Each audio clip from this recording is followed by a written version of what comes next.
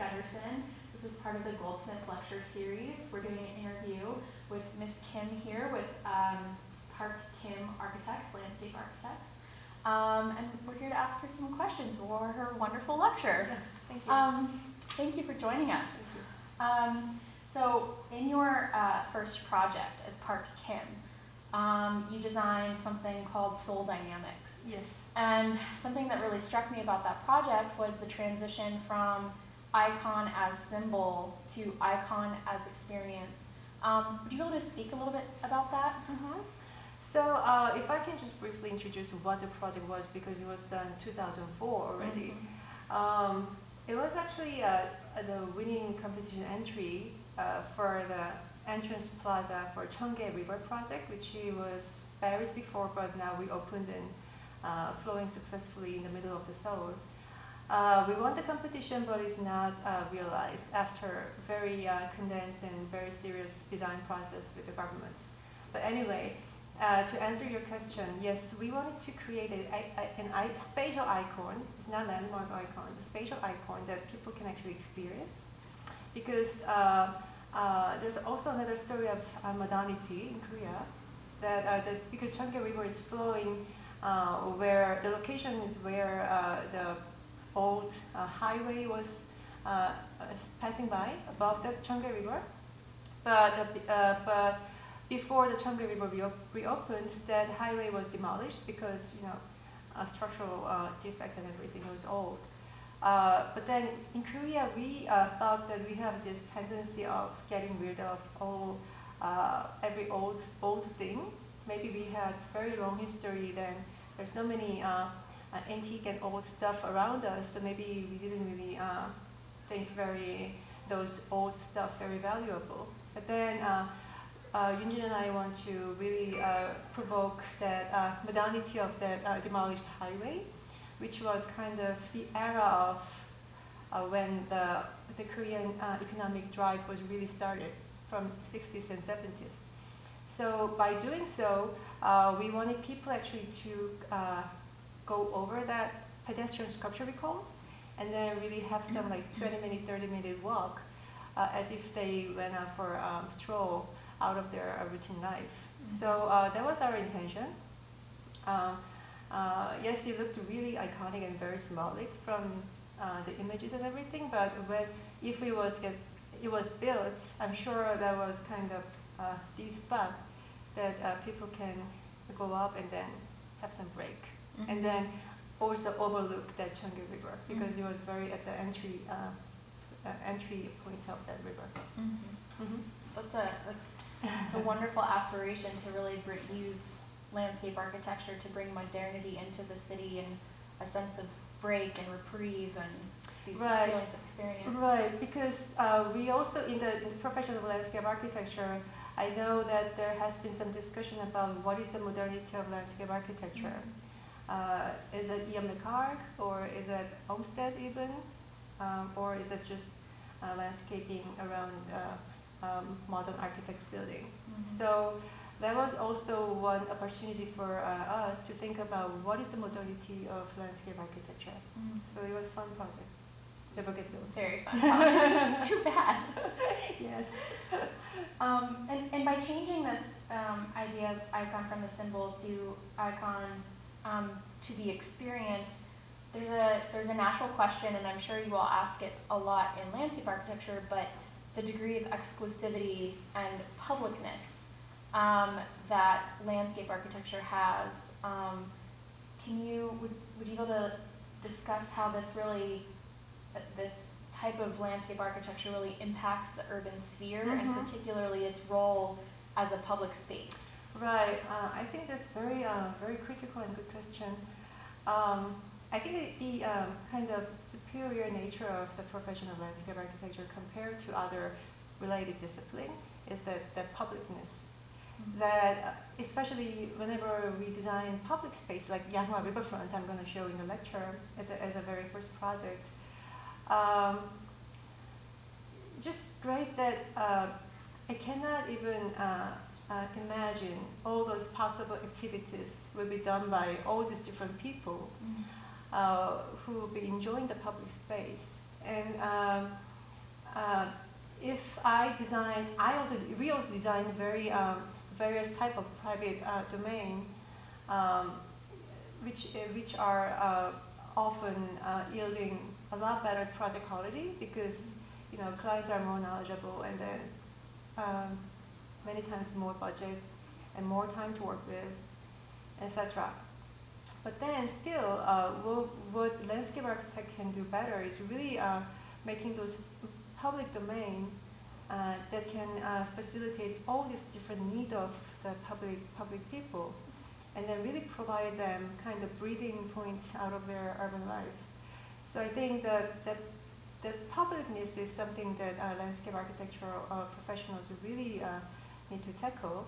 That's why also we PARKKIM try to do as many public places as possible, even though it's really hard and in many cases short of budget and short of time and everything. Mm-hmm.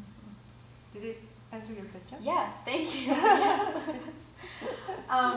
You spoke about how in public spaces designed by landscape architects, it's really what it becomes is is a reflection of the joy that the community finds in that space. Right. And how the joy that you all experience in making those spaces as a practitioner kind of work with the joy or collaborate with the joy of the community. Yeah. Would you mind speaking a little bit about that? Right, the joy. Let me just share this one experience. I went to that Yanghwa Riverfront. I often go there with my pet Marie and my daughter Jane, usually during the weekend when the weather is good in Korea. One time I was running the pedestrian path and then I found a gentleman in a wheelchair at the very edge of the river, which was not possible before our design because before it was all terraced condition without any ramp toward the riverfront, at the river edge. But our design is really making the slopes and ramps that is accessible by everyone. But then there was our kind of, how can I say, idealistic idea at the beginning to the end. But then when I really saw the gentleman in a wheelchair really right at the edge and then really amusing the flow of the water and then meditating himself, I was almost broke into tears. It can be very emotional, but it was kind of real joy. Right. How can I say it? More than joy, but it is true joy that I never really expected. Right. And also, whenever I saw the younger family with very small kids, for those younger family who had to still work very hard, and then not much money, and enough time to go outside of the city to enjoy their weekend, they don't have many places to go with their kids. So whenever I saw those younger families with their small kids and then really enjoying the waterfront from 0 to 100, it's really my joy as a landscape architect who designed the park. That's really beautiful. I think that's something that really makes urban life worth living. Right, exactly. Yeah, that's wonderful. I think that, as you said, so much of the urban life is experienced by people who have access, and this question of access is, it's always been a question, who accesses what and how is it accessible? Right. And do you feel like perhaps the future of architecture is involved or revolves around this idea of access and opening the world to everybody? Future landscape architecture, maybe. Yes. Right. I think that's really very important thing. Especially as I said, I believe that the publicness of landscape architecture is the thing that our profession really need to value. If I can think about the future, I'm not sure about the future of my own farm, but if I can dare to say the future of the profession, I think the build quality of public project is really important. Because as I said, whenever I design the private domain, it's actually I can work with a much wider palette of very nice material, and then the certain level of maintenance is guaranteed almost by the private client. So I can, it's actually, of course there are another kind of difficulties always for the private domain, but then the probability is higher for the private project to be actually completing the better quality work in space. But in case of the public project, it's really hard to, it's even harder to make nice projects because there are so many decision-making process, longer decision-making process, and always there's very certain limitation about the material palette. I'll show you in the lecture, but then still, I cannot just keep complaining. But then I think the landscape architect need to really try hard to think about how to get a project built in good condition with certain limited budget and time. I think there's certainly a way of doing it without using expensive material and plenty of time.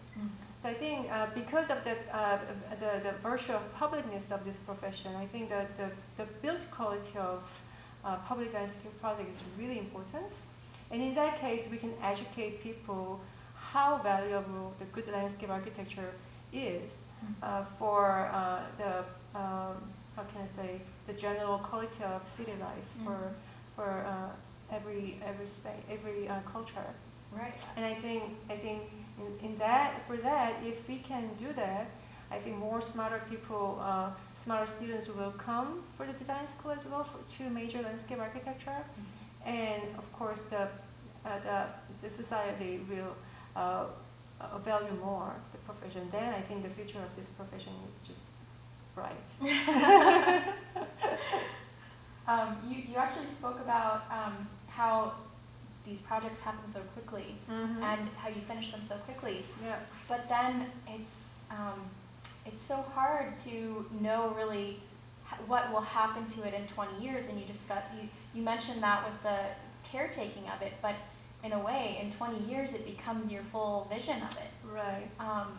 So can you speak a little bit about that, about the dimension of time in landscape architecture? Right. I think one a little different thing about PARKKIM's practice compared to other practitioners maybe is that we don't really rely too much on the plant materials because in Korea we don't really have this systematic database system of all the nurseries. It's really hard to find certain shape of trees that we want. So if we are too picky about the plant material, especially for the public project, and if we rely too much on the quality of the trees to create certain quality of space, it's really easy to fail.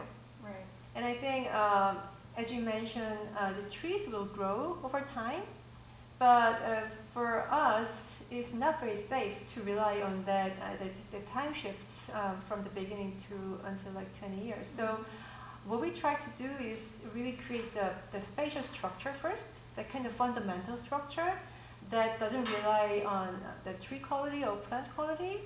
So somehow it's kind of almost like timeless spatial structure. Of course, then you need to supplement all the seasonal change and everything. But still, even if there's no trees or no waters at all, I think the spatial quality of landscape architecture needs to be still very good in a way that it can also support the time change. Right. And that's a little bit what you mentioned in the idea of sort of artificial nature. Oh yeah, correct? Sure. Yeah, sure. Right. And I'm sure you'll speak about this in your lecture, but it is a really interesting concept of this artificial nature. Right. So I think the landscape all the landscape architects kind of are doomed to think about nature in any way. I mean, no matter if the person likes trees or hate trees, somehow some kind of association needs to be made to all kinds of landscape architecture. But then I found in any urban condition, which is really dense and not very pleasant, and the real nature is very distant,